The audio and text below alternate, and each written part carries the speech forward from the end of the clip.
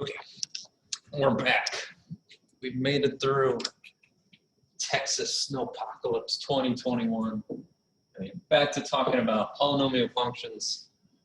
Today we're looking at is whether or not functions are odd or even, which is different from what we did last time. We talked about odd and even degrees. This is like very specific whether it's an odd or even function.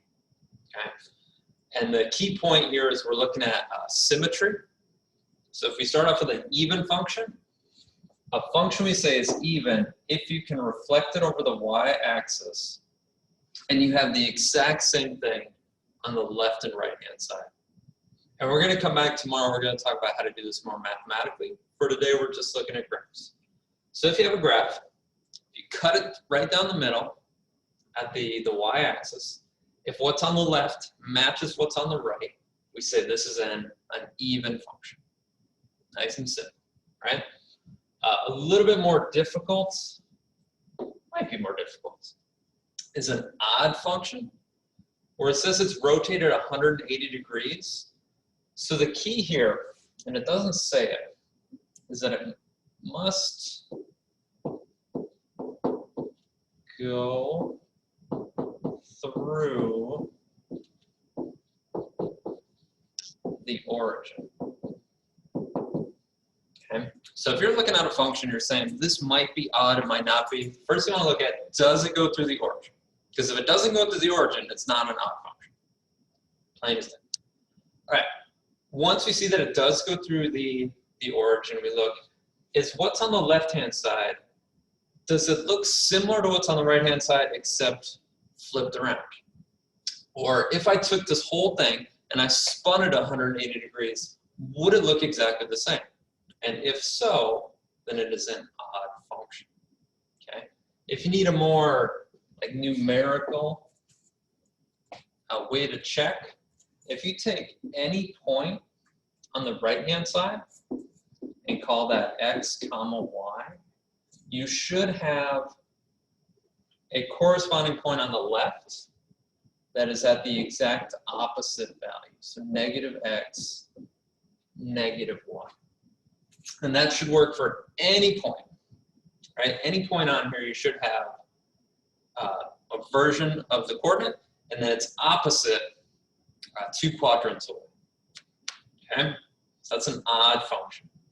And then if one of those two things isn't true, and most of the time it's not, right? These are kind of special cases, even function, odd function. You say it's neither or neither, depending on how you pronounce it. So like if we look at this one, it kind of looks like I could spin it around, it looks the same, but our key point here is that 2, 0, right? It doesn't go through the origin. So this is not, it's not rotated 180 degrees about the origin. So that is not odd or even. Okay. Second thing we're looking at today is the number of turning points. And this n minus 1, this should be maximum number of, and that should go right in front here. Okay. So, and n is the highest degree. And we're going to get more into that when we don't have the graphs.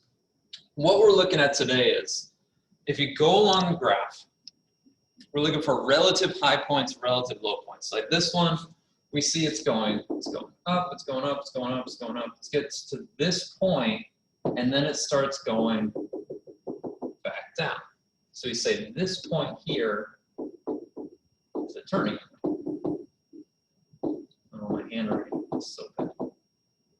Okay, so it goes down, it goes down, it goes down. It hits here, and then it starts coming back up. So this is also a turning point. Okay, so it's just how many bumps along the road there are. So we would say this one has 2 turning points. Okay, and that's the whole thing. So once you see it, it's really not that difficult as long as you have the graph. So like if we look at number 1 here, So number of turning points. So I look, it starts off, if I start on the left, it goes down. So there's 1, then it comes back up, hits this peak here. So that's 2, comes back down again, right? Hits the bottom, so that's turning point number 3, and then it goes on forever. So we'd say this has 3 turning points, and that matches our rule here, right? N minus 1. So our degree here is 4, so 4 minus 1 is 3, and that's how many turning points it has. Okay, keep in mind, it's not always going to be that simple. Like, let's see. Like, if you look at number 5, x to the 5th, so 5 minus 1 is 4, so this could have 4 turning points. But if you look, it definitely does not have 4 turning points. Okay, so this little n minus 1 is just the highest possible. That's not necessarily the answer. You actually have to look at the graph, count up how many turning points you see. Okay, and if you're not sure, like number 10 here, look, it kind of curves. It never starts going back down. So this one, there are actually 0 turning points. I'll give you that one, because that one's a little bit weird. It's the way the graph is. Okay, anyways, back to number 1. So after we figure out the number of turning points, we say even, odd, or neither. Well, this is an even degree function, so really we only have to check to see if it's an even function. So we said this would need to be reflected over the y-axis. And so it's kind of close, right? But we see it would need to be just a little bit more to the right. So since it's not perfectly lined up on our y-axis, this is not an even function, which means the answer is neither. Okay? So that's what we're doing. We're counting up how many turning points there are, and then checking to see whether or not it's an even or odd function. So give it a try. I think you'll be okay. If not, come back with questions and we'll help you out. All right, bye.